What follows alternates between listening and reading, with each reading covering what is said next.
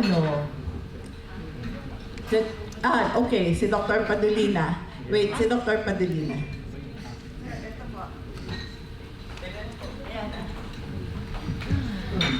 Dr. Romero, this is not about the log frame. I'm Yes. interested in prep. Pref, yes. Yes. Has there been an evaluation of whether the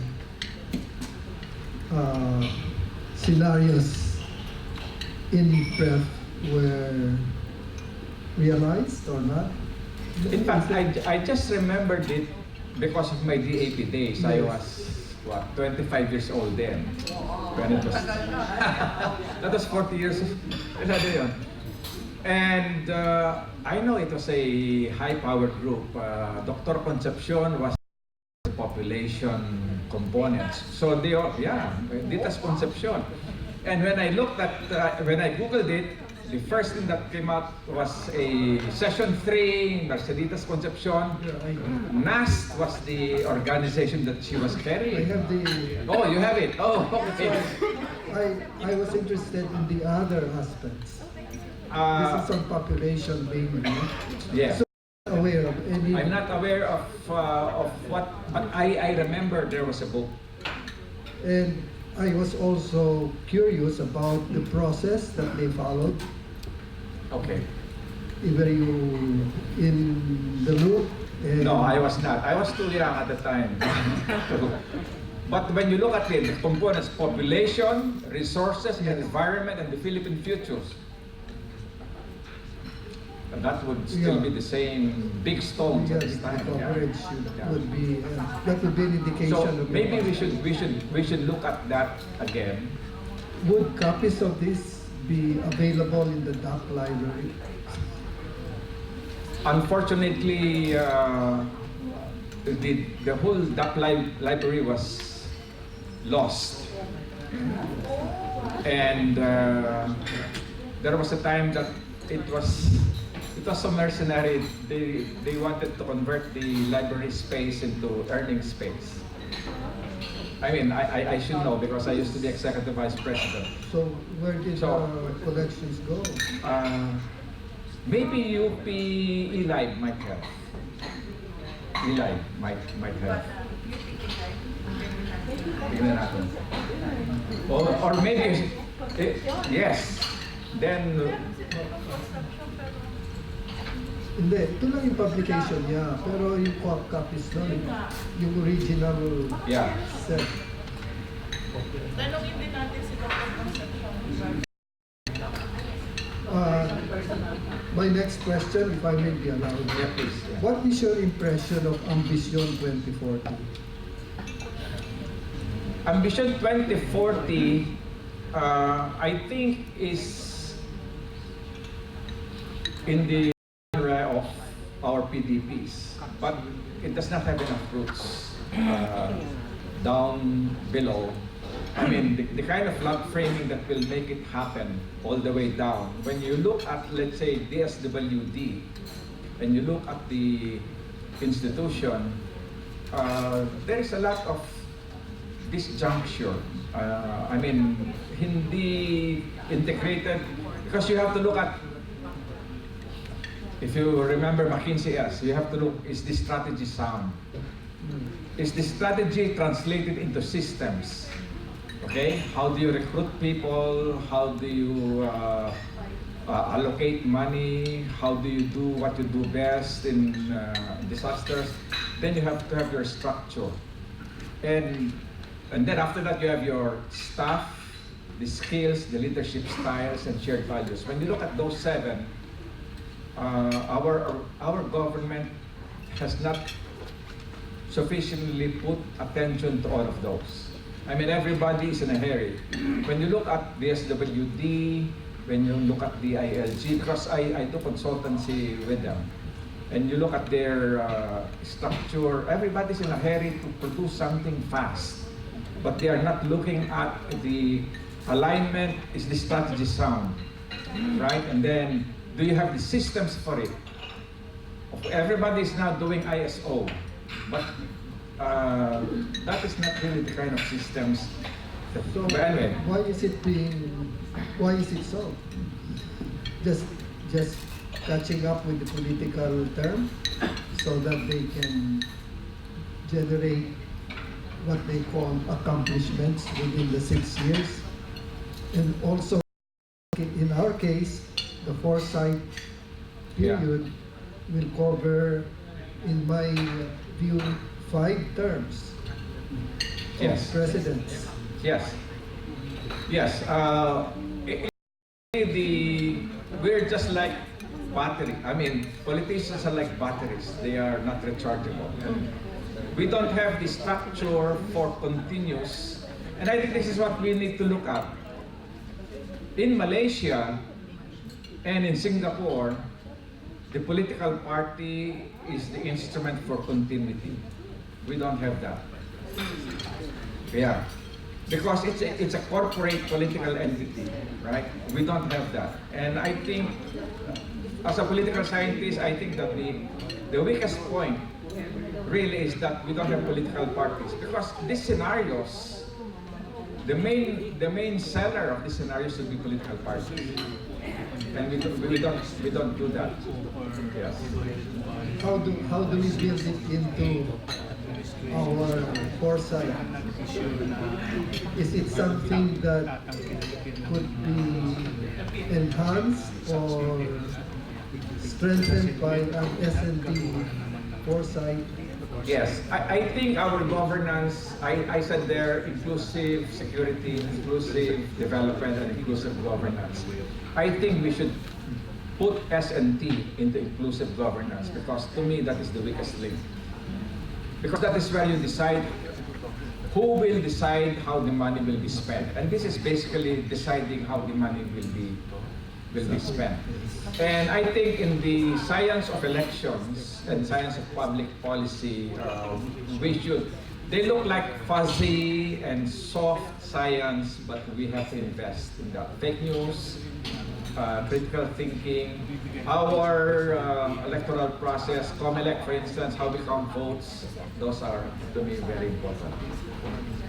If I may say so, the most important thing is to really bring it to the point where an ordinary person, hindi naman yung poorest of the poor, that's an average person, can run for barangay or municipality and have a chance to win. Now you don't have that. So we have artificially limited our leadership to political dynasties. But if you open that up, and professors can run for barangay captain or even mayor, then I think we have a big chance. Thank you. Okay? Questions? Okay, si Miss Nora.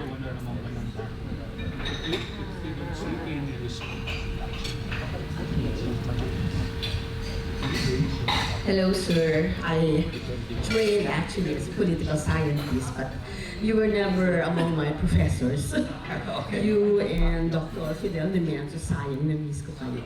Anyway, I was still in college when there was a series of articles written about poverty standards of the country.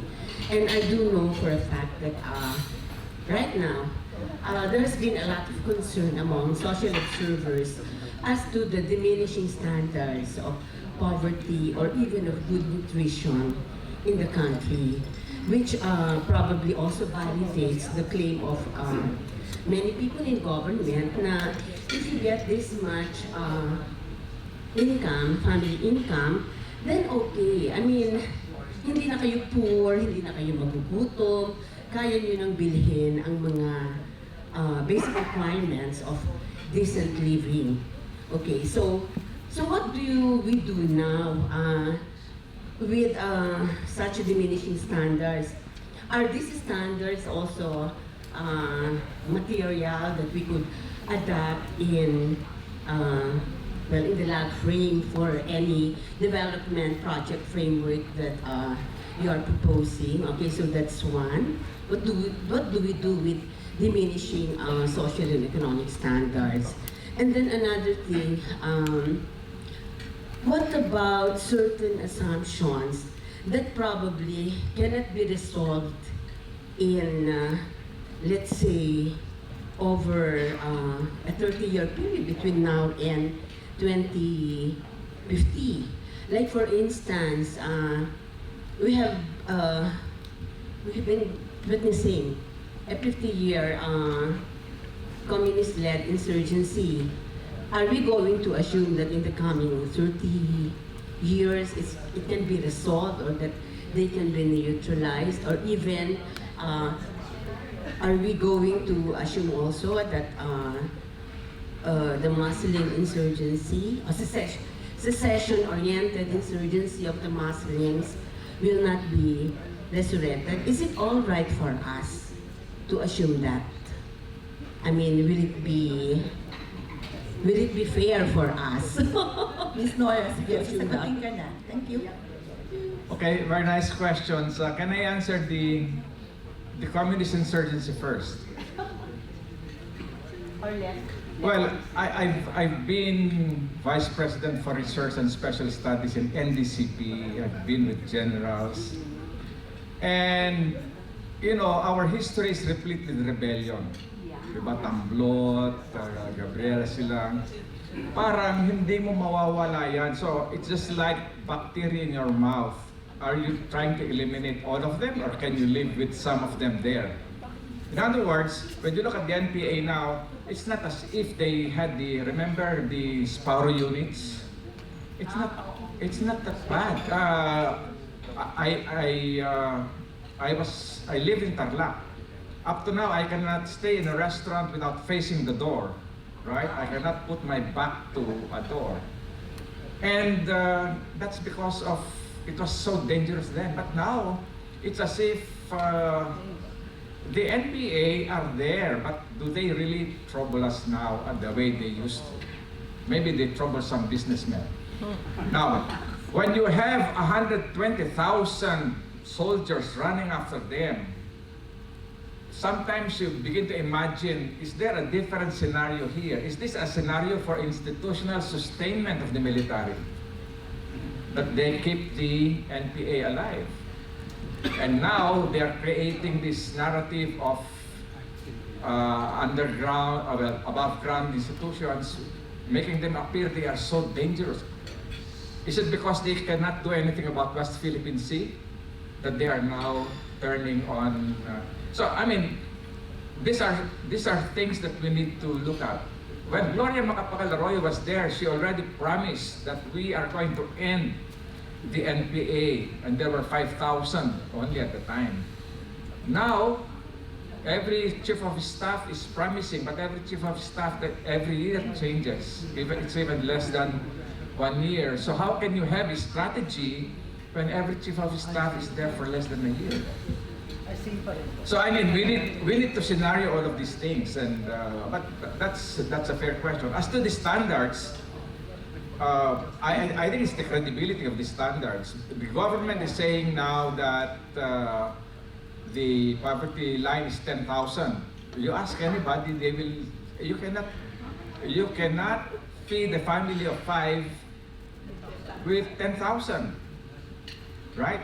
Allowance lang ng mga scholars natin yan doon sa SEI.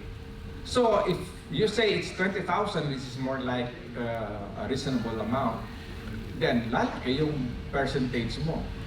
But when you ask the people, subjective poverty, are you poor or not poor? Ang sagot nila is 54% they are poor. So what is the, ang laki ng difference yun, yung perceptual tsaka yung. So we need to improve, and of course we need to come up with standards that are more or less comparable over time. Kasi kung minsan pinapalit ang denominator, so nagpapalit yung figure. I mean, and actually when you look at it, we in the bureaucracy and in the science and technology field, we are supposed to hold those standards. But why is it that the politicians can just so easily change these standards, right?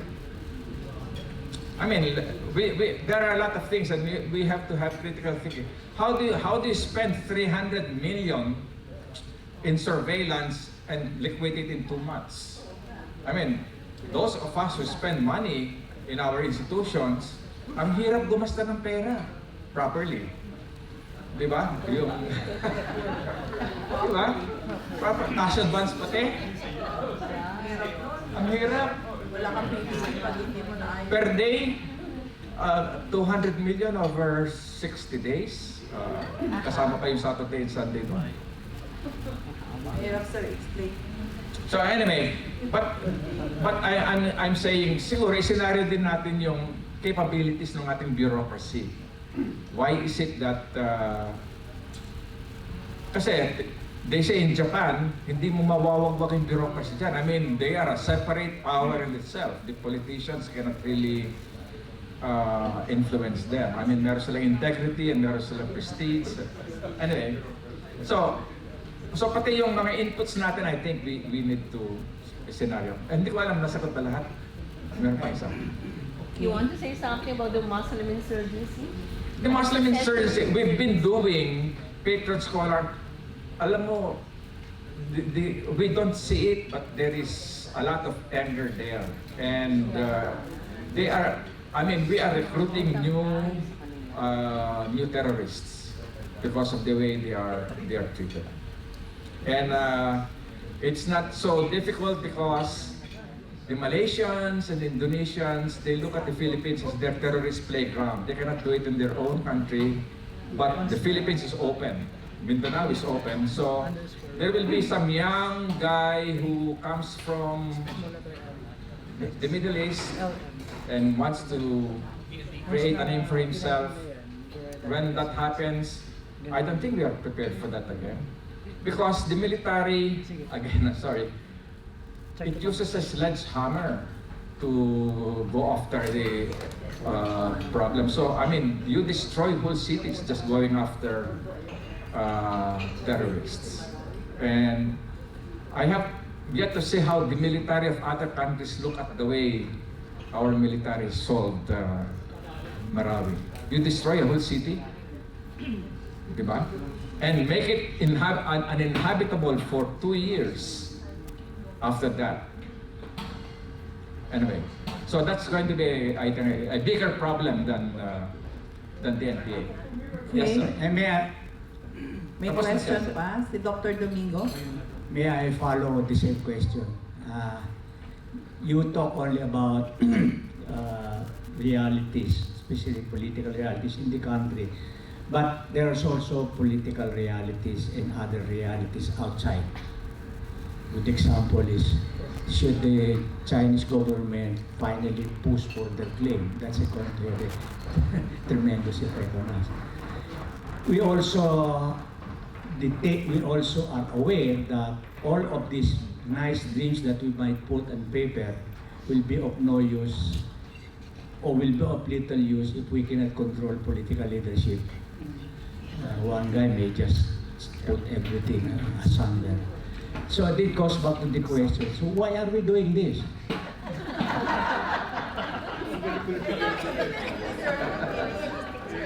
We want to make a difference. Is that is the exercise itself the end? Usually not. The exercise It's a is to start. give us a guideline on what to do. Yes. But by our admission, that's an impossible dream because here are the factors that you can hardly modify. So why are you doing it? In Well, other words, what I'm saying is, baka lucky tayo. That's already a different story. You're now a non-scientist who's putting it on a luck basis. Baka.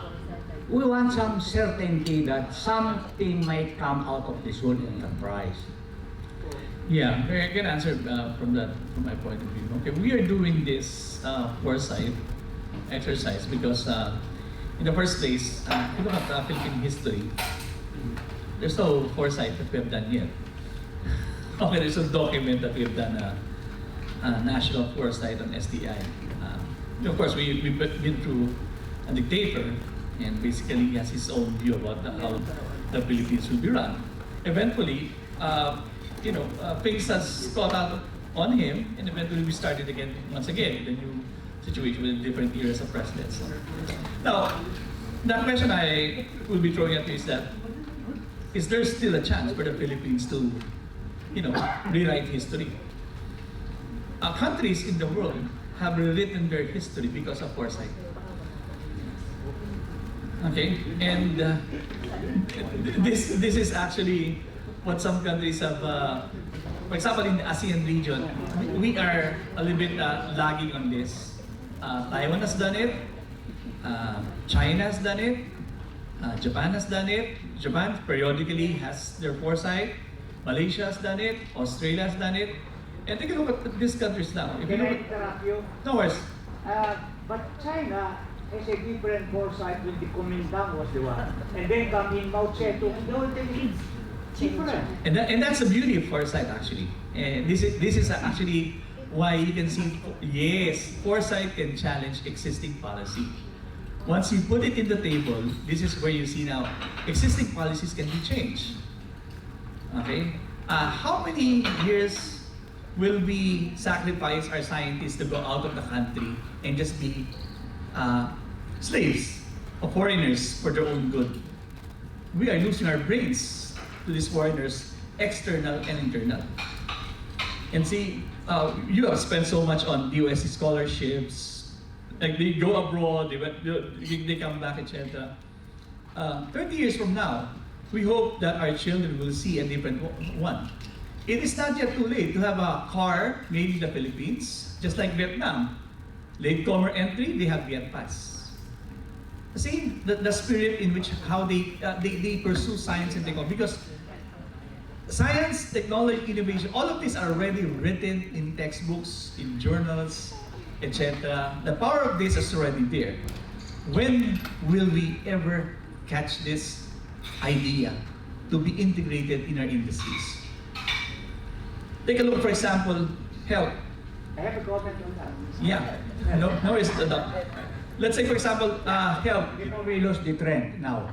You cited, for example, that we lose these people, and it's desirable for us to do things so that they will stay here. And we have a number of factors to blame why they go abroad. But look at this, in medicine, in my own field, in my own university, in my own class. Right now, graduates of medicine in the Philippines, in UP at least, comes from middle upper level. They have all cars, they travel when they were still young children, etc. Why is it that after getting medical education, they still opt to go to America? That's the question I cannot answer. My insight there is, you're barking at the wrong dogs or factors. It has nothing to do whether they're wealthy or what. It is something very cultural. And what is that? We have this, especially among OFW, some of them. It is always better to suffer in another country than in your own country. I'd rather be beaten to death by a master there in Saudi or where, than work in a very good family here who takes care not only about my family. Ex-abroad ako. It's a badge of courage. I have been abroad 2 years. Parang iba na siya. Is that something susceptible to what we are doing? No, that's something deeply cultural. And to tackle that, you've got to be a genius in cultural things. I mean, giving them a structure where they can fit in with X salary, is not going to solve this. Because you will never compete with that type, what they can give. What will motivate them is something beyond material. It's something spiritual or cultural. Okay, sir, I believe in the spiritual and the cultural situation about moving to the future with regards to our scientists, doctors, etc., things like this. But collectively, if you do foresight, the power of, just like when we went to Taiwan, the power of peso can be transformed to 3 pesos of value. The power of peso can become 5 pesos of value. And so what are the tools, what we have right now in this country? We have innovation, we have technology, we have concepts, we have the learnings, etc. And what do we have here right now in the country? You have a population who knows the language of English, who can read, who are ready to study, etc., things like this. The foresight for this is not for me, it's not for us, it is for the next 30 years. You imagine the next generation of scientists, technologists, industrials, etc. The time is right now. We might be losing ground again because all of these foreign situations are moving in. The challenge is that what we have factors right, let's say for example war, political supply, etc., things like that. This will be considered here in the long run. At least we might get the future imprecisely right than to get the future precisely wrong. Okay? Sir, yung mga social scientists, they are not out of the picture. In fact, they are one of the stakeholders that we are mapping. So what we are going to decide on, actually, it's not going to be the final. We're going to consult also, get the opinion of the other stakeholders, like the social scientists for the cultural aspects. So therefore, we will have that so-called stakeholders mapping. In fact, Dr. Karandang will help us in mapping the stakeholders. So we have not mentioned it. Foresight should be transdisciplinary. It should not only be made by the natural scientists. The social scientists should be involved in the STI that we will come up with. So we're just in, how we call this, an exercise. We have just started. Nasagot ko ba ng kaunti, sir? Yeah. We have to do this because what will we lose in doing it? Yeah, we should do that. I agree with you. When I do it, I want to be very clear on what are my chances of this being Sure, naman. After 2 straight days, there must be something. Can I just a quick one. There was a time yung ating Philippine Air Force virtually didn't have any more planes. But they had to keep learning how to fly until the reinforcement of the new generation can come. Which is now, if they stopped learning how to fly, they would not have been able. So in a way, we are placeholders here maybe for the future generations who will come in and who will do things better than us. Yes, sir. So mabilis lang, Giselle Concepcion, I was not feeling well, but I was inspired by listening to the three of you live stream. And I shared live stream with everyone I knew. Lahat ng kilala ko, IT system, CHED, etc. etc. Anyway, I like the idea of niches for visioning, strategic, and I say these are the unchanging things. NAST is unchanging to uphold the higher, greater, long-term good. Next, DOST is continuing. Continuity is ensured through political, administrations. I think so, to a certain extent. Okay, so we're progressing. Third, niche is our diversity, human population and natural diversity based on our archipelagic islandic nature. That is now an advantage, a competitive advantage, and no longer an obstacle because of cyber, structures. Fourth, we have a major resource that I believe could transform Philippine society. You talked about balik scientists not coming home for good. But there are only a few hundreds out there because in the 1960s and 70s, our governments did not make that investment. Okay? And now we're trying to do it. And still in UP, we only got 60 willing, and maybe few of them came home kasi may problema kay reneging faculty or civil service dual citizen. Hindi ma-overcome yung problem when there are many ways to overcome it. And I understand in the last 2-3 years, dalawa lang ang balik PhD. Okay? So that is a major resource that maybe we should try to get back for knowledge experts. But the other major resource I believe in, and I'm standing here beside my mentor, National Scientist Louis Cruz, okay, are the OFWs. Okay? So some of us travel abroad and we know that they have this great level of expertise, especially in tourism. And you mentioned tourism as an area that is underdeveloped where we can progress, and therefore we should pursue that because it is inclusive development. It will go to the regions. Okay? It will identify. We could identify regions where we could develop eco, ethno, cultural, culinary tourism. Talagang action on the ground. So I commend NAST for holding these think tank meetings, but I think it's kind of time for us to act. And we should not rely on the government for funding. Kasi ganyan lagi, di ba sabi ni Kennedy, ask not what your country can do for you, but what you can do for your country. So, ang ating ano dito is volunteerism. Meron tayo dyan na may kakayanan. Hindi naman masyadong mahirap gawin, pero magagawa. So, right now, I'm the president of the Philippine American Academy of Science and Engineering, and we're holding our 40th anniversary. So after our meeting on July 10-11, which is back-to-back with NAST, and here we have some PASA members, including President Rod and Luli, and we have vanguards like Wiki Padolina and EQJ, President. So we are going on Balik Ka sa Bayan Mo, Tayo na tours, okay? And we have local PASA members who are going to create a very nice, seamless, smooth, week-long, Sunday to Sunday trafficless tour in different regions of the country. And we already know who they are. They're already volunteers. So before I even announce it, it's already like in the works. See, merong dalawa sa Bisaya, merong dalawa sa Mindanao, meron ng 5 siguro sa Luzon, Northern, Central, and Southern Luzon. That's the way to do it. And we're practicing science because we are doing empirical observation before we say, ay, ang dami ng problema, walang nangyayari dyan. Ang dami na nangyayari. Ang sabi ni DOST Secretary, you should go to Isabela State University. Very outstanding R&D center. Yung mga ganon. So para makita ng lahat na merong nangyayari. See?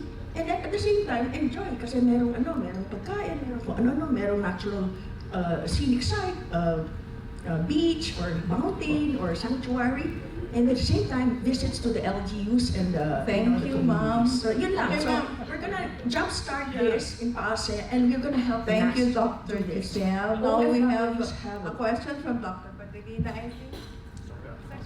And Dr. Montoya. Dr. Montoya. Si Dr.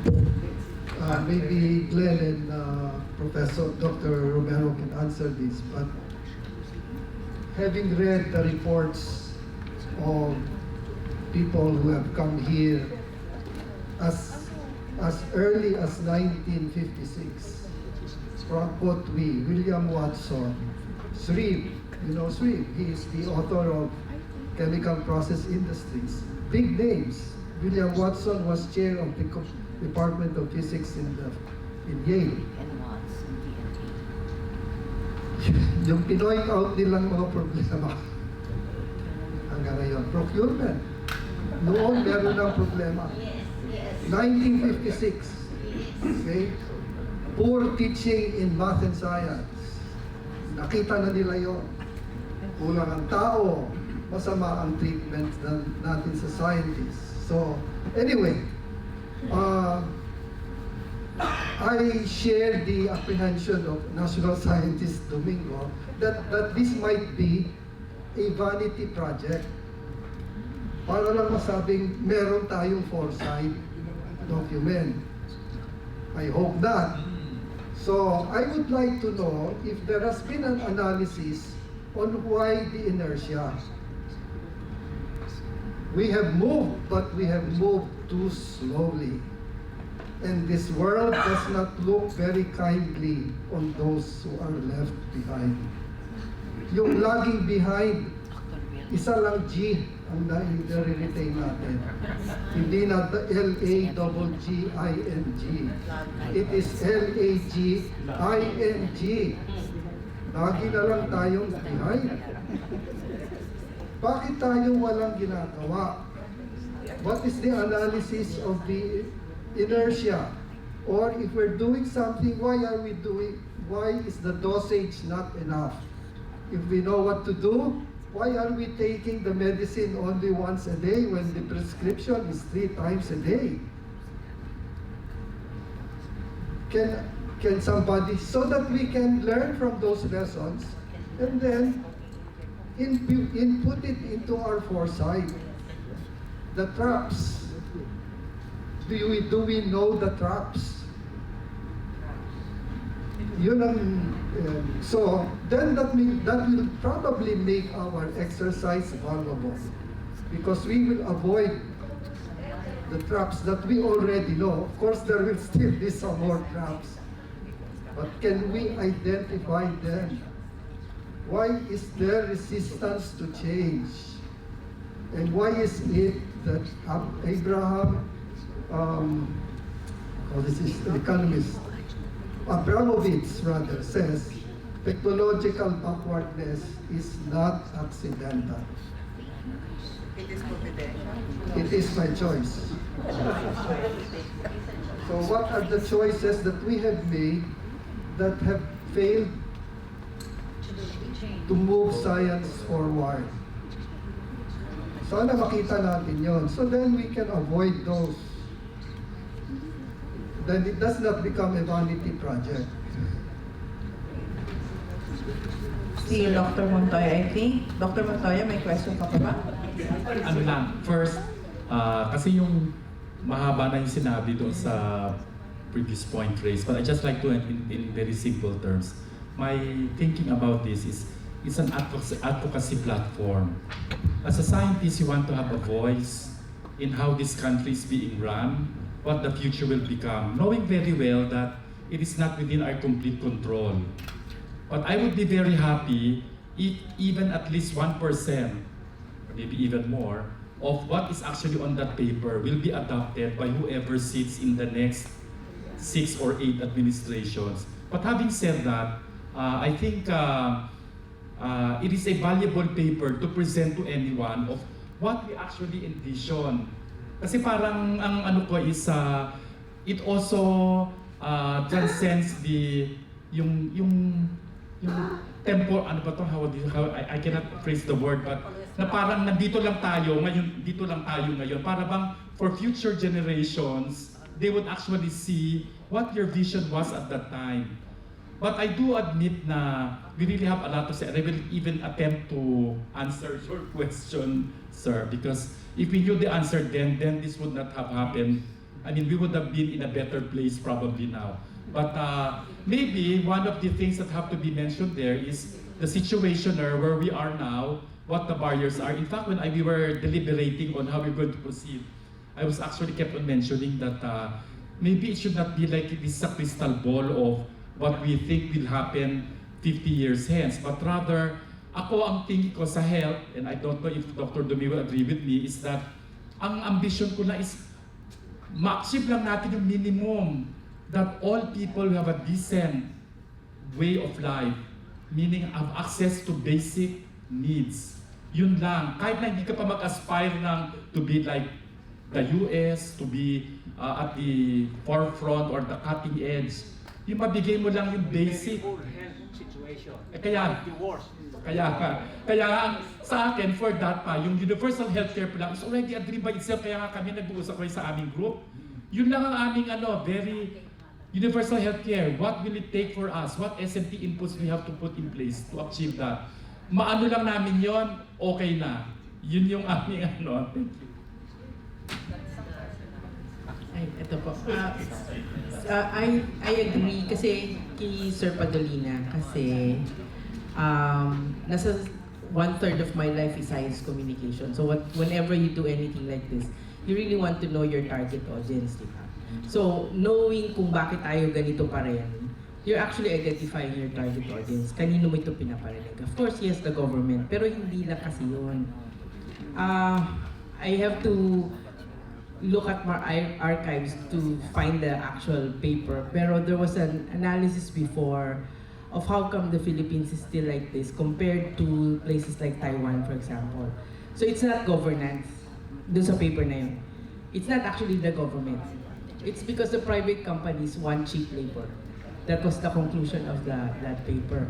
So, yun din naman ang pinagbenta ng time ni Marcoses, no? Cheap labor to go to Saudi Arabia, nakipag-arrange, we'll give you cheap labor as long as you give us oil, ganyan. So, because we're tagged on that, hindi priority ang SNT. Kasi pag naging scientist at highly technical ang mga tao mo, hindi na siya cheap labor. So, part of the audience for this is actually you're pushing the industry to go to harness the other power of the Philippines, which is not just cheap labor, but highly scientific minds. Diba? So yun yung kailangan baguhin. Because like Taiwan has a very bad government as well. Pero hindi cheap labor ang pinagbebenta nila. So dapat gano'n. Thank you for the sharing, Dr. Laura David of UPMSI. Now we have Dr. Cuevas. Magandang Member of hapon. DOST. Ako ay sumusunod at ina-adapt ko ang sinabi ni Dr. Montoya at saka ni Dr. the National Scientist Ernesto Domingo. For the past 3 years, I've been involved in rehabilitation of Yolanda affected areas. At doon ko nakita gaano kahirap ang nandoon sa Eastern Visayas na laging dinadayo ng mga bagyo. At sila ang hindi nakakasama sa kung ano man yung foresight na nandyan. Sa akin, i-address muna yung basic problems ng nandoon sa laylayan ng lipunan. Kailangan doon ng SMT. For example, abaca industry. We corner the market for abaca.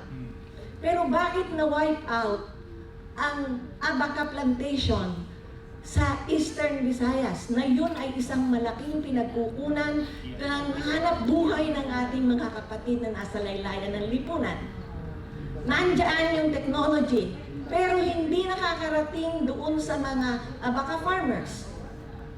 Kasi kulang ng extension workers. Ang ginawa namin, nag-train kami ng mga farmer technicians. Hindi pa tapos. Marami pang gagawin. Pero, kung magagawa lang natin na katulad ng niyog, ang niyog, ang baba ng kopra, why can't we focus on the non-copra products? We have the technology. Paano mo siya ibababa doon sa mga workers ng coconut plantation na poorest among the poor? Bago natin, kailangan natin silang iangat. Bago tayo, para hindi tayo mag-lag behind. Imagine, ang sabi kanina, 54% ang kanilang individual assessment ng poverty. Statistics say that 30% is 35 million Filipinos living below poverty line. Paano sila maiangat ang kabuhayan? Mawawala sa tingin ko ang NPA problem, lalo na kung bibigyan natin ng pansin ang Muslim rebellion. Basically, ito ay problem of poverty. Okay, thank you for the sharing, Dr. Cuevas. Dr. Imbang? Actually, this is it. Ganito talaga ang foresight. So, kamusta na 1995, sabi ko sa'yo, pag this is the situation. May nakaraan pala sila. Yes. Si Ma'am, the champion of technology management. Saludo. Okay. Meron pa po kayong tanong? Any other questions? I would just like to, leveling up pa lang to, and we have to go to the process.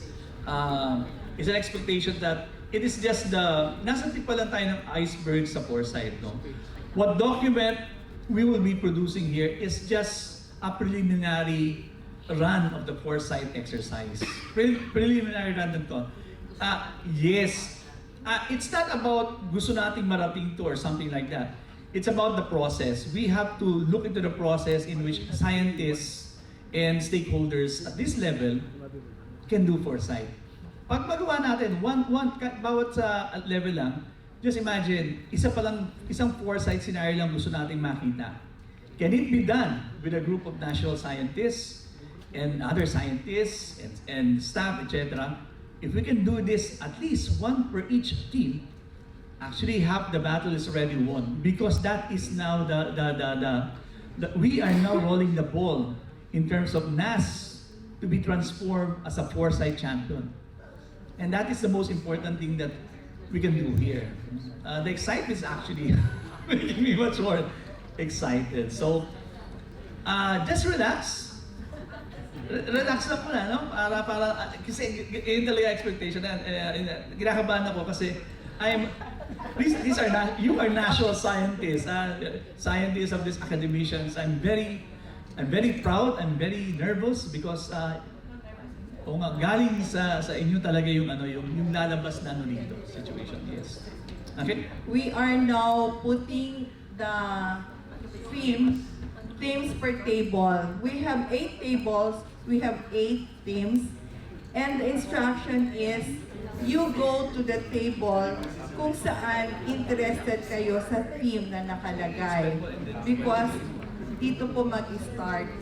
And one who will manage the workshop is Professor Imbang. But let me first, pinare-remind po kayo na kung pwede daw tomorrow, you come again for the continuation and bring, especially sa young scientists and the others, bring other scientists you think will be interested to contribute dun sa ating workshop. Nasa ano lang tayo, we'll just be going to stage 1 to 5 of this foresight exercise. Okay.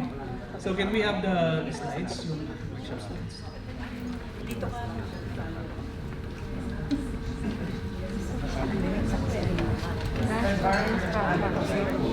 Yeah. Yes. And then i-project.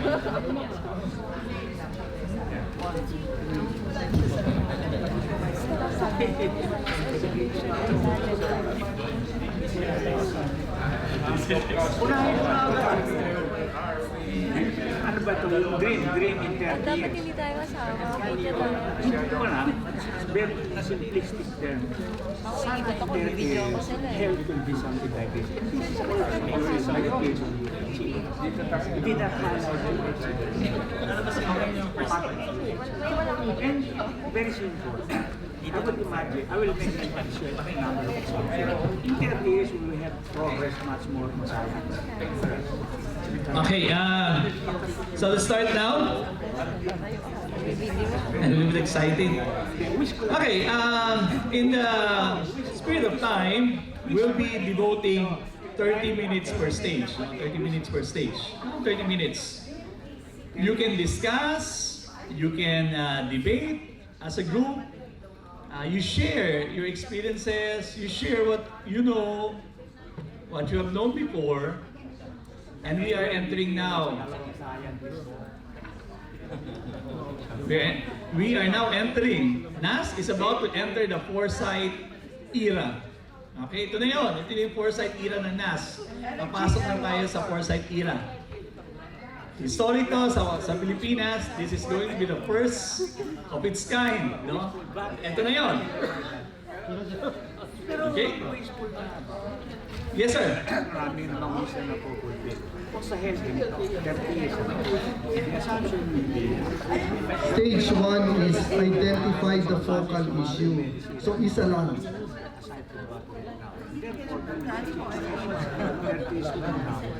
Isa lang na issue dun sa iyong concern.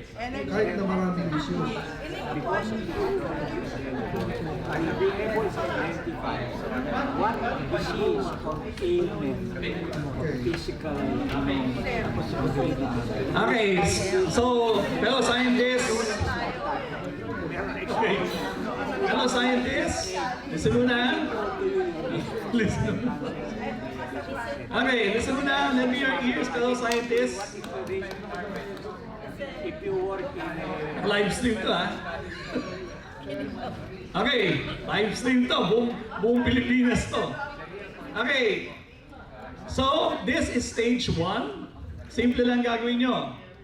You are grouped according to the thematic, the themes. 8 themes yan. Okay, this is what I will be asking you to do. Identify the focal issue in your team. Anything that you want to resolve, meaning that you have to agree on a focal issue. Okay? And write objectives, meaning can there be an objective for this or a strategy that can be created? You can write it down. Time frame 2020 to remember 2030. You can move around 2020 to 2050. Kahit 30 years, 20 years, nasa sa inyo yan. Okay? I'm giving you 30 minutes, 20 to 30 minutes to think of a focal issue. Hindi kailangan 30 years. You can move around within that 30 years. Let's say, 10 years, 20 years, it can even be 5 years. Nasa sa inyo yan. Okay? So, hayaan kayo, think of a focal issue. Something that is actually an issue in the field. Okay? So, I'll be going around after 10 minutes. So, I'm giving you Diba? Meron tayo so, I will say it's infrastructure naman ako. The political science is progress to point that one can what pensions. Yeah, 30 years. Depending nga sa inyo kung sa tingin yung 30 years or 20 years. And we are just... Okay. Huwag na. Oh. Yes, sir. Oh, sige. Okay. Wait lang. Excuse me. Okay. Let's standardize this 30 years. 30 years time sa lahat ng groups. 30 years. Okay, 30 years ha? 2020, 2050. Focal issue on the theme. Okay. Isasama ko din dito. Person, they can therefore Akala nyo ha? access Isasama ko this daw kind of information. dito. Sino secretariat dito? Shari, So you can know this. Therefore, you have already ICT and transport and... Number 2. O di ba mas katama siya? Ang saya-saya ko. You are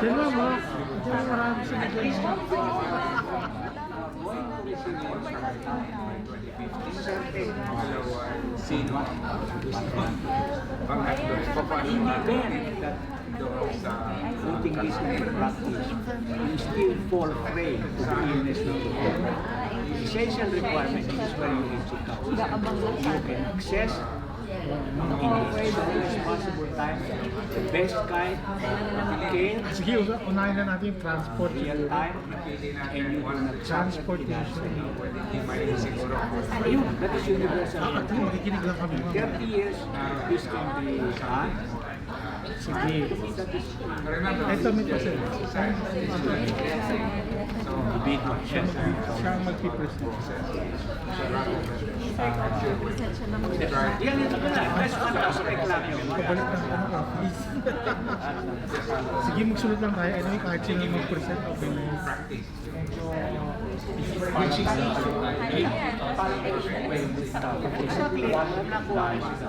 Exactly. This is just one part. The bigger part is Sige, lagyan lang natin traffic congestion, tapos yung mga terminal, Isasama ko sa policies sa Barbie, siguro, kasi sa Singapore, parang isa lang, parang ganyan. Basta may pera ka. Di ba?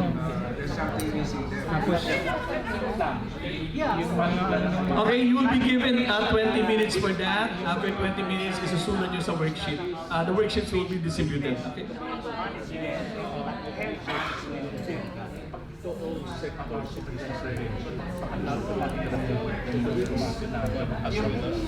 Wala kayo sa yung real, that would be the real definition of primary detail. yung mga terminals, Kaya parang solving the social determinants. postal at mga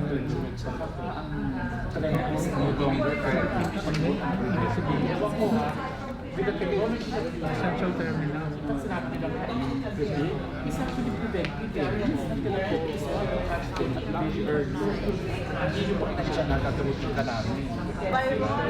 Ikaw ang secretariat sa Tapos yung intermodal link ng bawat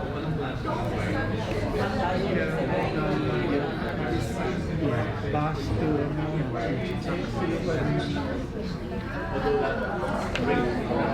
intermodal transport management. Sir, Sir, dito kayo sila. Nag-combine ko na, sir.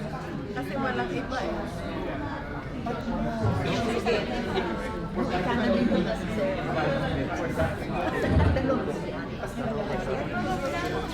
Tayo pala sabihin na kailangan natin mapapagpapagyan sa sir, wala po. o kaya kailangan kayo makain ng mga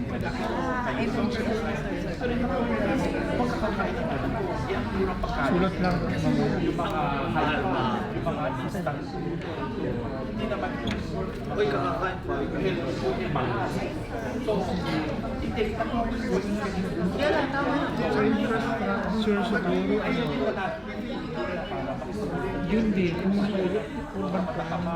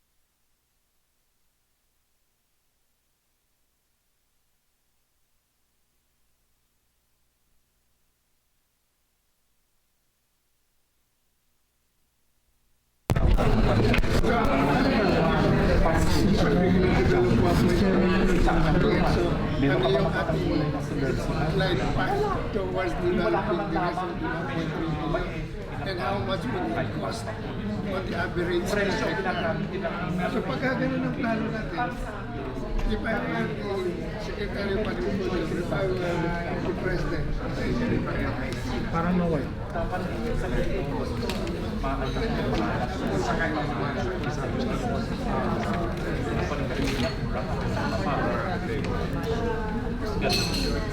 Ayan, 6 success indicators.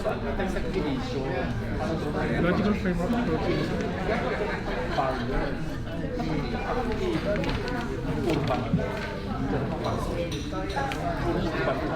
Kasi mga sinusupport para mga kapitol, wala man lamang idea na dapat yung malalawak yung mga meron kang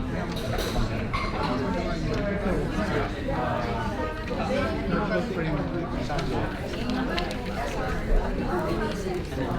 Paano sila? Ganito na lang po yung format kasi. Ganun, tama.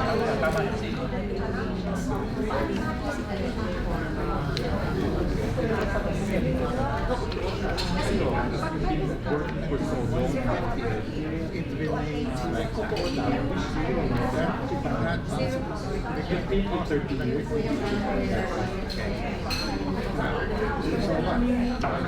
Is it achievable? That's not the question.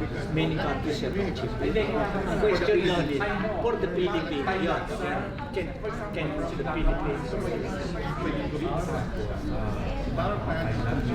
Before they listen to the weeks.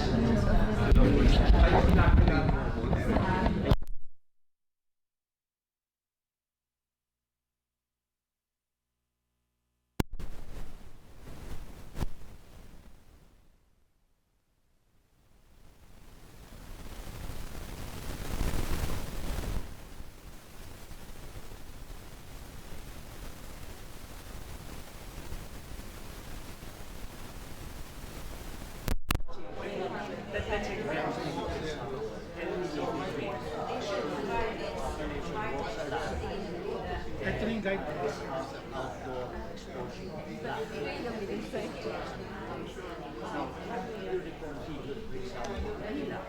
Hindi na pwede. Election distortion. existing structure. What is the next one? Population.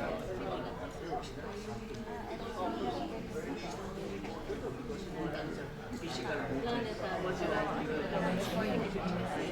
so, yeah, but gaining place is just newly developing. But we are then calculating the mistake of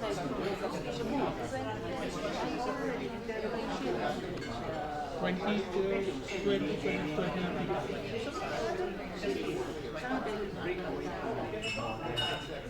For example, do that, must responsibility.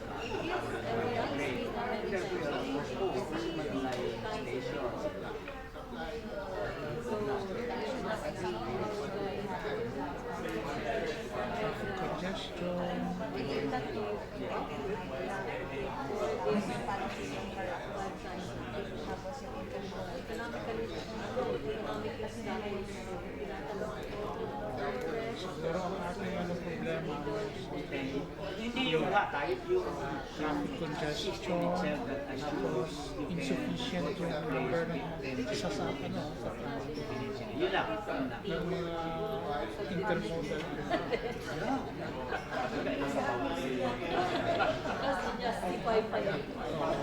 Hindi, actually dumami ang mga sasakyan. So, kung issue yun, Anong basic yung polisiya sa akin kasi may grab, diba, may taxi, pero yung policy of security ng mga tao, ang cash. So, ililist pa natin ano naman na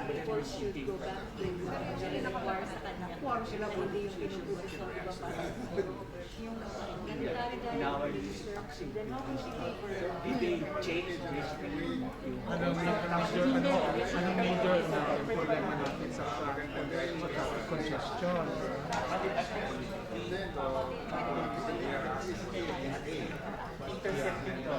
Kaya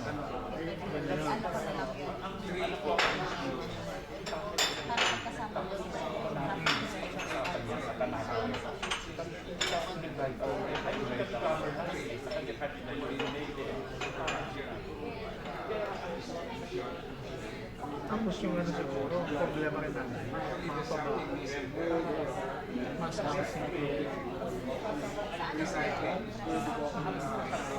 mas para walang disagay.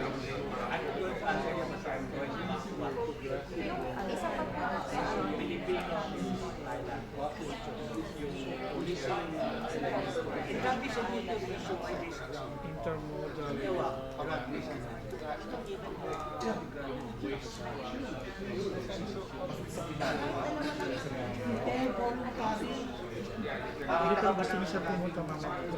Gusto daw niya yung address sa transport.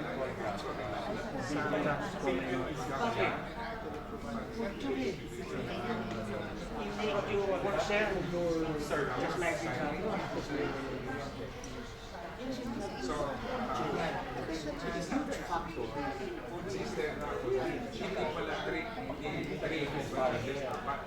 tangin mo. Yung problem at saka siguro mga nasa infrastructure ng resilient infrastructure kasi lalo sira pag binabakyo. You were given stage 1 form, nasa first page yan. For this exercise, just one focal issue, no? Nakalagay yung 2 to 3, just one focal issue. Isa lang focal issue.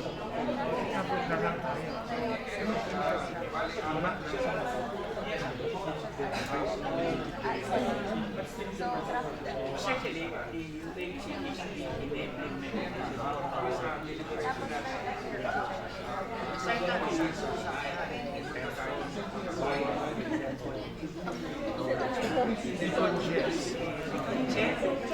can be advised in case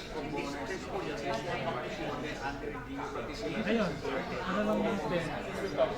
enabling lang. Anong lumalabas sa calculations? Traffic congestion. That's it, traffic congestion. It's a combination. 30 years na tayo din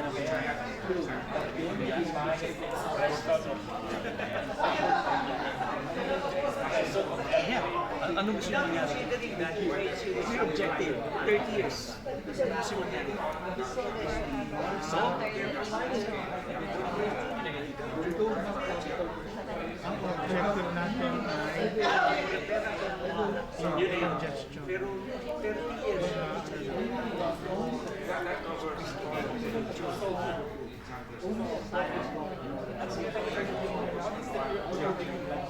Ano natin yan ay traffic management. Objective natin sa traffic. Yes. Address.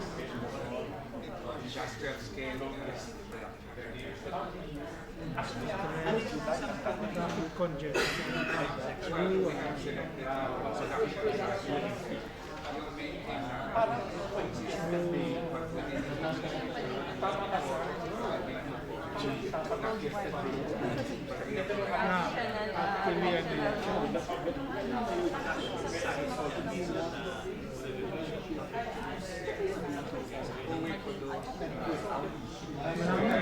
Nandun naman na siya.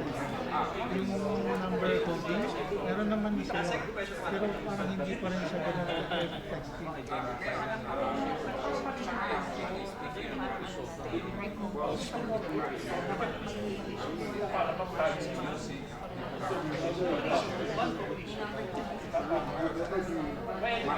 Hindi, kasi sa kanila kasi manageable.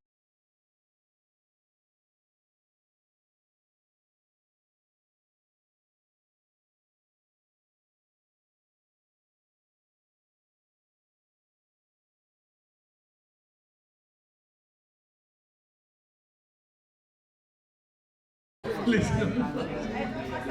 Okay, listen muna. Lend me your ears, fellow scientists. If you work in a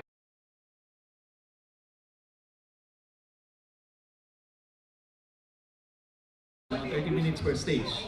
30 minutes. You can discuss, you can debate as a group. You share your experiences, you share what you know, what you have known before, and we are entering now.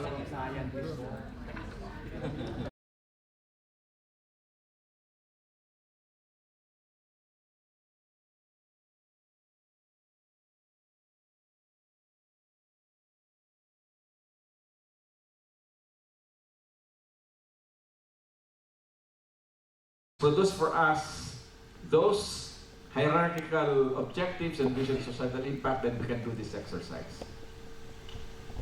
Okay, and we have enough experience in this room.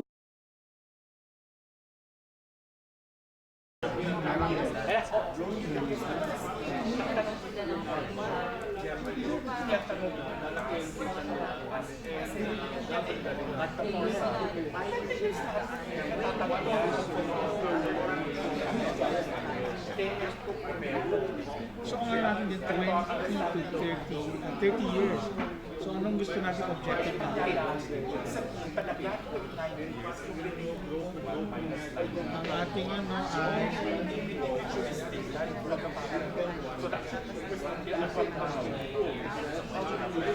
parang gano'n, with a farmer having only 1 hectare or 500 square meters ng saka yung formula sa dito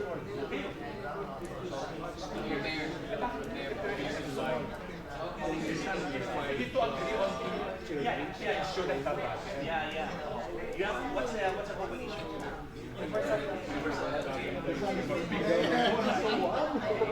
Second question is,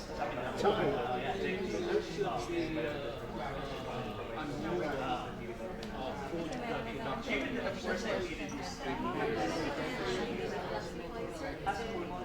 kaya nyo ba yung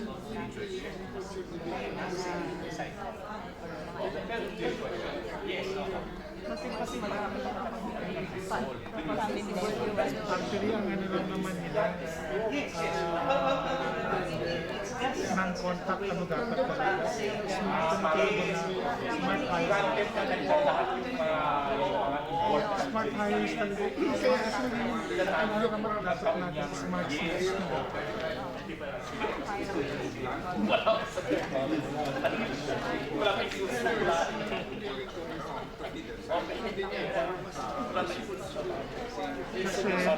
Kasi kapag gano'n na, kapag mga sasakyan sa RFID na ino-oppose nila.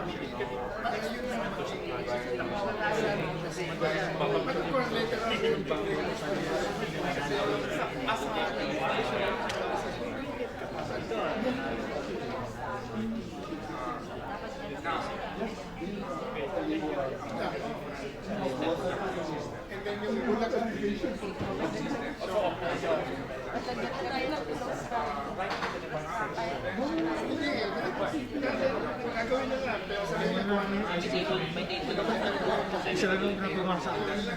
Ano, exercise lang.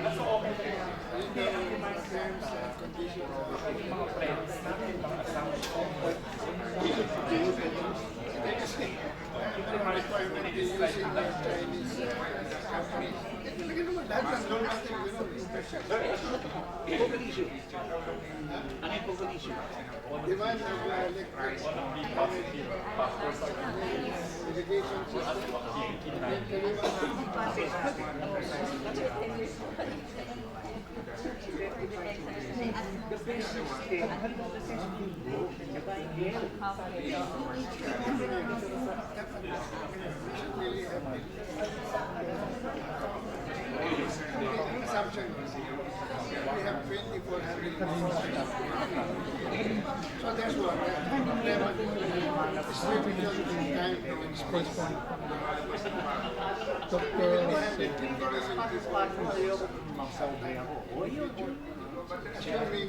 Refinement lang ang sinasabi yan yung challenge.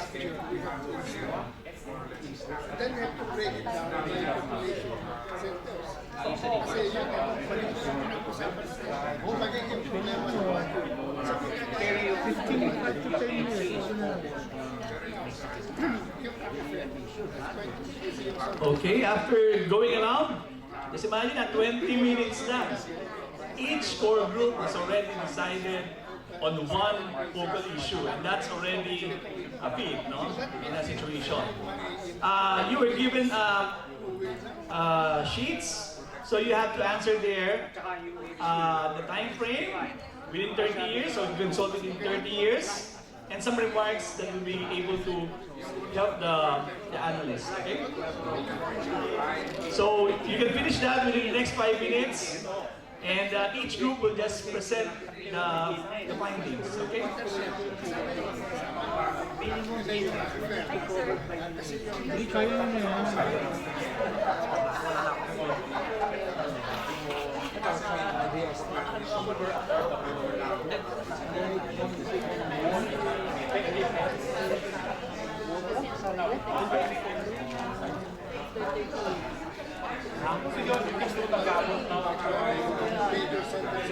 Appropriate technology.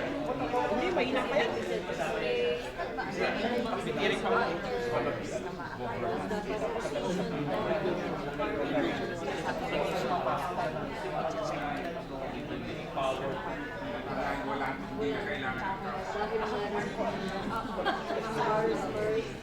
Well, yung sa kaya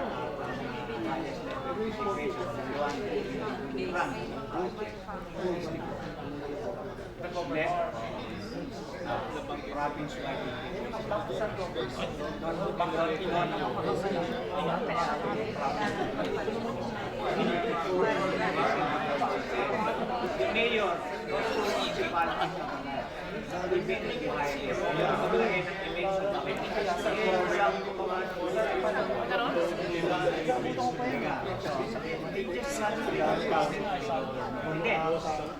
kaya governor board. And the board is presented ang stakeholder. Siya magpapalala. For this year, this will be all tawag is investment. This year, my big. Ito ang money. Ito ang money. This is what we bring coming to this part. At the end of the day, so our objective is traffic management. And nawala ka yung kay secretary, pinarecover yung inalis ko sa school to manage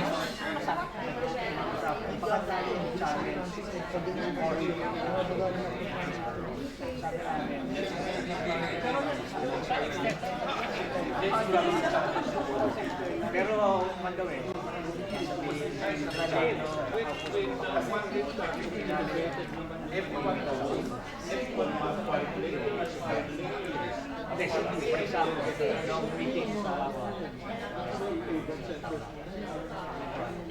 ikaw kayo pipili dyan.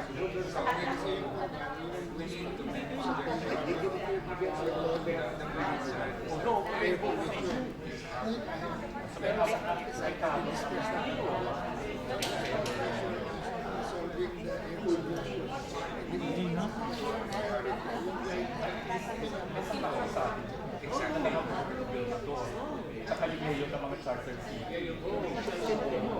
wala pang 100 people na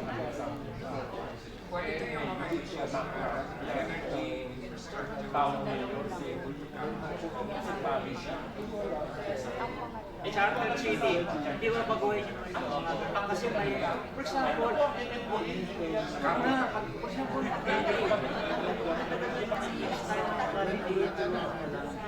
baguhin yun ba? Di ba makakita sana lang?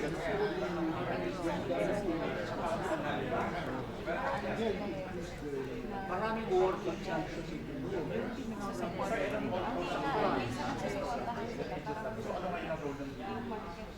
Ang role ng there's still but in terms of there is still in charge I think focal issues is traffic congestion. Objective is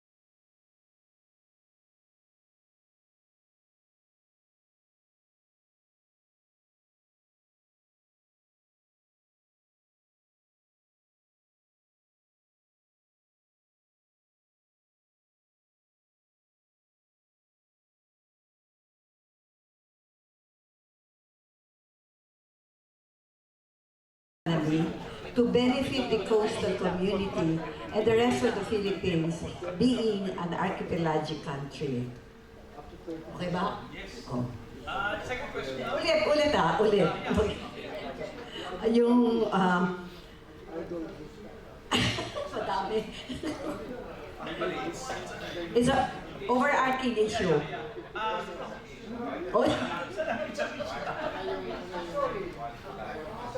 Yeah, okay. So the issue is to develop the coastal blue economy. Yeah. To be at par with the land economy.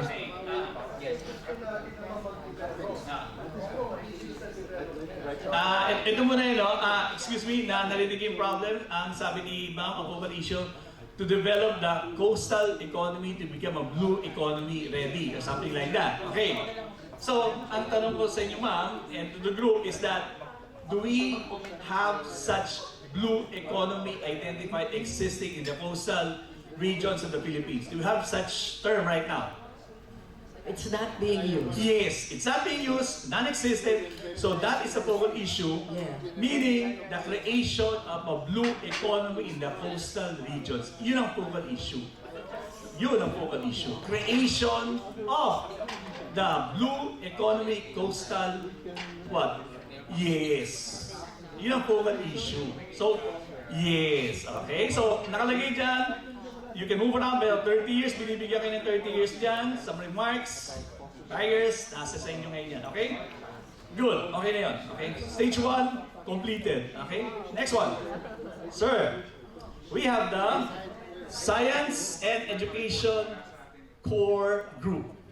Napaputusan po ako ng dalawang former DOST Secretary, kaya wala akong choice. Wala choice. The issue is quality of STEM in basic education. So, objectives, improve STEM teacher education, STEM curriculum, STEM facility, and student evaluation at each level. Okay, time frame, 30 years, but cross-training of existing STEM teachers within the next 5 years and succeeding. And recommendations, review the proliferation of science high schools. Teachers should undergo vigorous training, institutionalization of basics of Bachelor of Science in Math and Science teaching. Reduce traffic congestion. Review the re-establishment of the teachers training centers, and kids need to be better nourished. Okay. Okay. So, ito complex to, no? But, yeah. May nourishment pang nadagdag doon. May konting pabaon pa, no? Yun, may baon pa konting sinama doon. Okay, STEM, gawin yung catchy's title is that we have STEM, do we have STEM right now in the Philippines? Okay, meron siyang law for STEM. Meron DepEd directive. Okay, what's wrong with it? Transportation. Quality. Okay, so quality. Ayun. Okay, so that is the focal issue. Are we delivering a quality STEM teaching system? Tapos, yes, at the basic level. That's it. That's a focal issue. 30 years ang span, moving target niya. Okay, and that's it. Okay? Stage 1, down. Okay, good. There you are. Let's give them these two groups a big hand. Okay, stage 2 na sila. Okay, next one. Okay, core group, health. So for core group health, the focal issue that we identified is universal health care. Okay. So it's something I can be as vague or as specific, but we are focusing on two objectives. Essentially, it's moving the definition of or the focus of health, not on the illnesses and diseases, but more on wellness. So one of our objectives is to create an environment that promotes wellness. And the other objective is to provide easy access to care without financial strain. So that's essentially the definition of the basic definition of universal health care. So the time frame is 30 years, and the remarks that we added, since our first objective is to create an environment that promotes wellness, is that we are assuming that all of the things that we need for this to happen will be in place, which requires cooperation with all the other sectors, like, of course, development of technology, genome technology, to help in the prevention and the infrastructure to create that environment that is promoting wellness. And lastly, we identified one of the more important aspects is the governance. We have identified a mechanism of how we should probably set it up so that it becomes effective, no matter what type of who's governing the political side, political situations.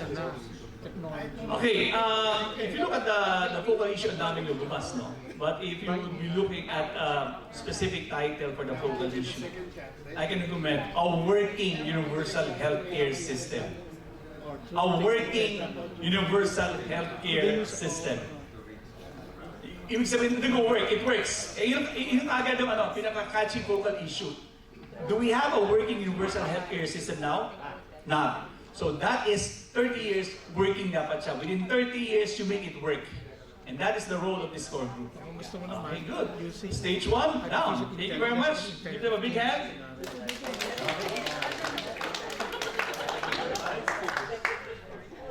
Okay, next one. Sure. The youth. Yes. Okay, so for core group number 3, energy and water. So I'm Val from the STI Foresight team. So for I'm 25. Benefit from this.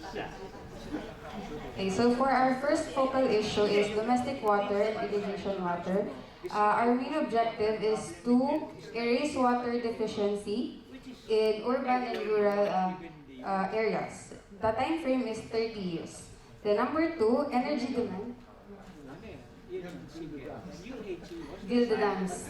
So the answer for the focal issue number 1 is to build dams. So for focal issue number 2, energy demand, our objective is to switch from fossil-based energy to electric vehicles. For the time frame, it's 10 years. Then number 3, energy supply.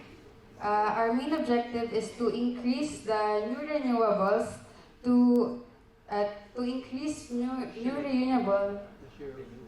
the share of new renewables to energy production, and the main to 20%. The time frame for this is 20 years. So one of the main modalities is through the help of the industrial and commercial establishment to produce their own alternative renewable energy and to use their idle rooftop for solar energy. And we would also like to look into bio. Would you like to add more?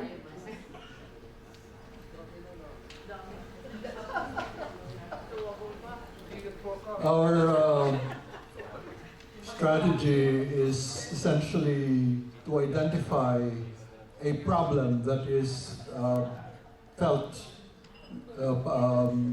by the nation, and then to respond to those using technology. Okay, for example, in energy supply, the current new renewable share is maybe about 5%, very small. Now, I think we can target new renewable energy share to go up to maybe 15 to 20%. And the way the pathway that we envision is the following. The renewable, the solar PV and wind technology is decreasing in cost every time, in cost of production every time. And the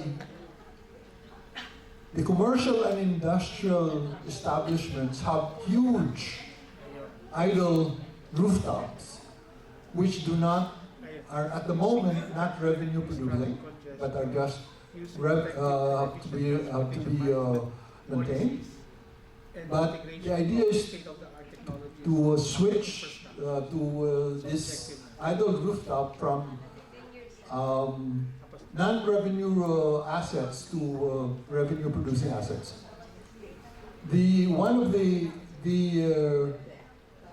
idle rooftop strategy will probably not work very soon for households. And the reason is households are capital constrained. They don't have the money. They cannot wait 10 years for the payback. But commercial and industrial establishments, and perhaps also educational establishments, have the resources to convert idle rooftop into revenue-producing assets. And one of the things that we can do is we can induce Congress to start talking, not to pass bills, just to start talking about an idle rooftop tax. An idle rooftop tax will make people, executives, now switch make their decisions towards solar PV installations. And they have a very long time horizon. They can wait 30 years, it doesn't matter for them, and they are not capital constrained. Well, the payback is 3 to 4 years now. Well, for large establishments, the payback is actually shorter. And, we have an actual example. Del Monte Corporation's solar installation has been put up and working, and in 4 years, they have attained payback. So this is something that can happen in the next 5 years. Okay. We're giving a 30 years. Well, Yes. now let me just give an example of water. Had the Kaliwa Dam been built 10 years ago, we will not have water shortage in Metro Manila today. And we will have water for Bulacan irrigation, huge Bulacan irrigation. Those are very simple examples of projects that would have been done a long time ago and would have made a lot of difference in our lives. So, as Doc said, that we have discussed already the intricacies of renewable and non-renewable. No? And I would like to, the title of their focal issue could be, you can agree or disagree. Can you read that? Integrated, responsible, strategic exploitation of renewable and non-renewable resources. Can you say it again? You said, if it's that, if that's the focal issue combined together, you can still reiterate that. Okay, so it's we have to. Yeah. We have to more or less say that. Particular issues na ang woes that we identify. Okay. Huwag na integrated into Okay, okay, so stage 1, core group number 3, done. Let's give them a big hand. Okay, core group number 5, transport infrastructure. This is the focal issue. The main focal issue here is about urban traffic congestion, and our objective is to significantly reduce traffic congestion using effective and efficient transportation management policies and integration of state-of-the-art technologies and construction of infrastructure facilities. And the time frame is 15 years. So ito na, direct to the point. No? Traffic, congestion, and that's it. Use technology, policies, structures. It's a combination. 15 to 30 years time, that is actually the focal issue. Okay? Thank you very much. Okay, good. Okay, the core group 1, food and nutrition. Here you go. Sir. Hello? Hello?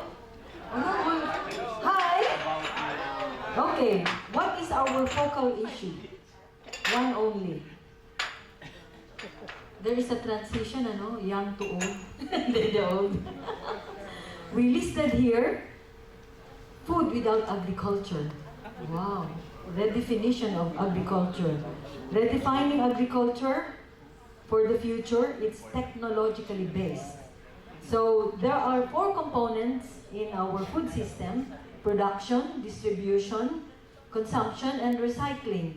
But we focus on a new production system, because when we were deliberating, there was this conventional industrial scale which destroy a lot of our environment. And here is the new organic system, but our group suggested that there will be in the future, 30 years from now, an urban farming, which is defined as the controlled environment or laboratory-based or confined chamber production system where it would be technologically based, less resources, because in the future it will be all subdivision. No, it's just a joke. Less yung pali yung baga sa research. Less resources for healthy and nutritious food for billion Filipino or million Filipinos. Yeah. So if we would like to state our objective to formulate, to answer the crucial issue or food constraint in capital, energy, and infrastructure of the future. Ano pa ba, sir? Okay na ba? And then, we will do this 30 years. And then, because we have already, di ba, established hydroponics, we already have the SPICE from the DOST-funded research, but we need more R&D. Because I think there is a link with water. We can also use the rooftop. We have the vertical farming already. And so, it's not new, but it will be a developing technology. Okay ba yun, sir? Ooh! Palakpakan naman! So see, it happens that 1, 2, 3, 4, 5, 6, 7, 8 minds working together. You see the focal issue being defined. Yes. So we're looking at a disruptive and adaptive technology paradigm here in terms of agriculture. It's a new agriculture na never we have seen before that this is going to be 30 years time. Are we ready to enter that kind of regime for agriculture? Kasi alam natin, agriculture is just seed and soil. We're now going to have seed and what? House. Nasa loob ng bahay mo. Just imagine the energy that you'll be spending, less energy for acquiring these kinds of food. Yun ang focal issue. Can we do it in 30 years? That is the challenge for the core group. Okay, stage 1, done. That's it. Thank you very much. Okay, core group number 4 is environment and climate change. A very delicate and disruptive situation. There's just two of us with our facilitator. So the issue is whether or not the environment in 2050 will be able to sustain quality life in the Philippines. So the target of the focal issue would be the identified actors, the private industry, particularly the energy sector, engaging in fossil fuels, plastics industry, and the mining industry, which say that they are profit-driven. Then, a second target of the focal issue would be government leaders who dictate infrastructure development, including reclamation and construction of dams. Third would be the general public, some of those who are not as informed as educators and S&T leaders, both adults and youth, where education would be the main vehicle to inform our youth. So the methods and tools we are thinking of would be public communication and information dissemination, always at 3 levels: community level, corporate level, and government level, national government level. And the main environment and climate change interventions would be in the area of promoting bioremediation. So private sector, government, community would always participate here. And this highlights how bioresources can be developed, like we cannot do away with plastics, but there are ways to recycle them so that they become environment friendly. And we would have to use these biomaterials for new products, and that's where S&T comes in. Second issue would be improved waste management. And third issue would be disaster management, so prevention. And real intervention we would like to propose is to showcase successes in model communities. Create these success stories in 4 model communities: coastal urban, coastal rural, terrestrial, inland rural, and terrestrial urban. So the combinations, no?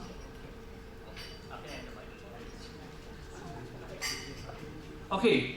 Ang daming diniscuss, no? Pero as I was listening to the discussion, the layover, no? Lumalabas dito, the core group is all about environment and climate change. If you look at the way Dr. Gisela presented it, it's all about action, all about policy, demonstration success. This leads now to a certain focal issue. From my point of view, do we have enough scientists and manpower who will be doing this? This is the focal issue.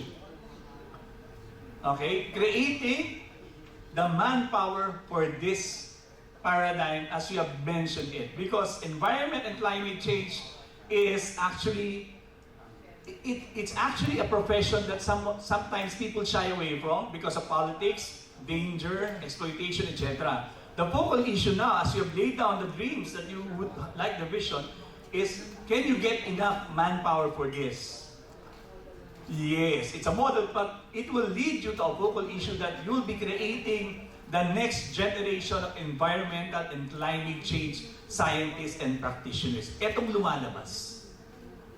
Yes, itong lumalabas, ma'am, sa analysis. It's all about action na lumalabas nun eh. And that's it. That would be the focal issue. Okay? So you can think of that and then you combine that and actually that's already a focal issue that's actually ahead. Okay? So core group number 4, thank you very much. Mission 1, stage 1 accomplished. Okay. Okay. So how does it feel? How do you feel after stage 1? Scientists? How do you feel? Tired, see? So sinabi ko sa ganyan talaga ang foresight. In 20 to 30 minutes time, sabi ko nga sa'yo, ang isang focal issue, isang buong araw pinag-aaralan yan. But you, with a collective mind, 20 to 30 minutes, lumabas yung focal issue. Okay? So let's give a big hand to everyone else. Stage 1 completed. Okay? Let's now go to stage 2. Okay.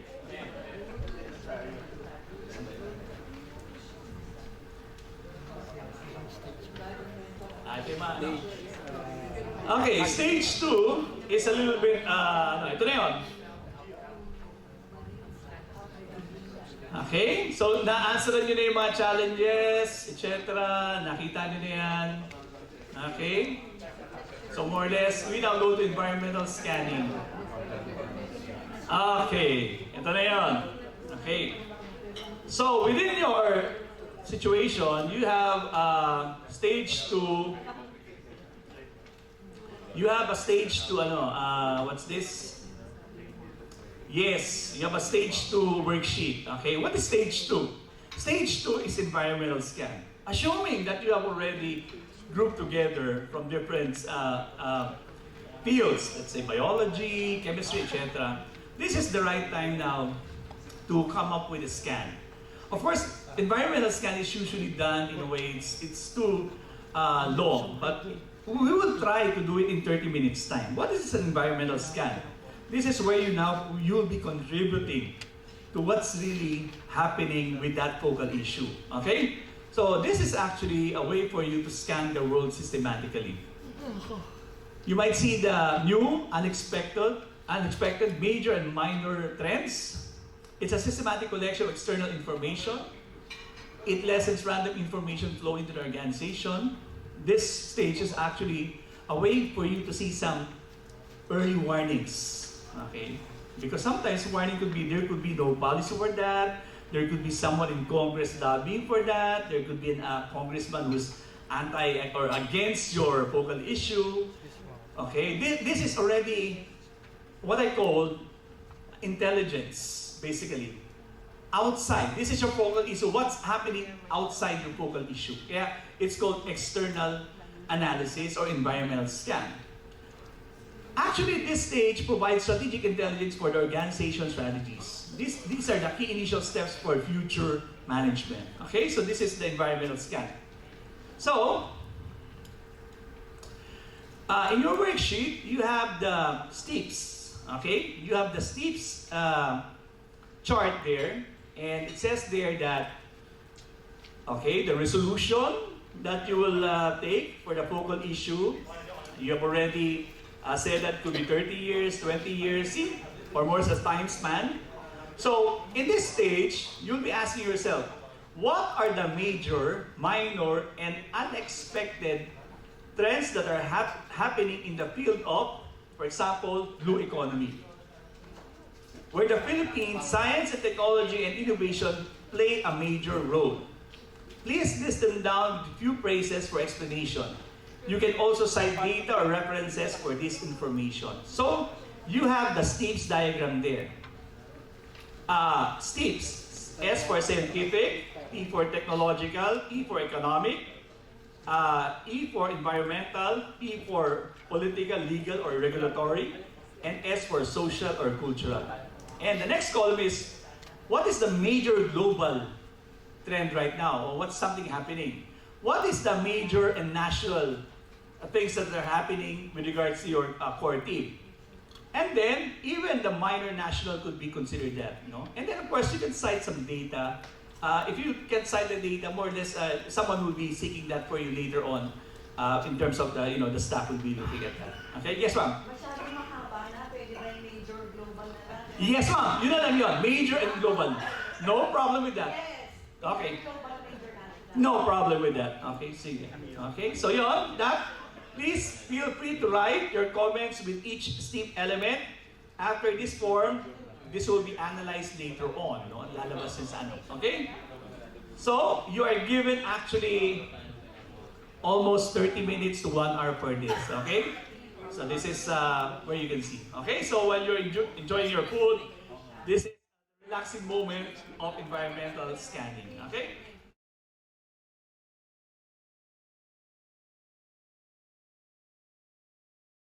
Okay, ito yung titignan nyo ha. Excuse me again. This is what you will be looking at the environmental scan. Alerting the trends. Look for converging, diverging, speeding up, slowing down, and interacting trends. Global and national trends. So this will be part of your environmental scan. Okay? So for this exercise, it will be just like that for now. Okay? Sige. I'm giving around 30 to 40 minutes for this. Questions?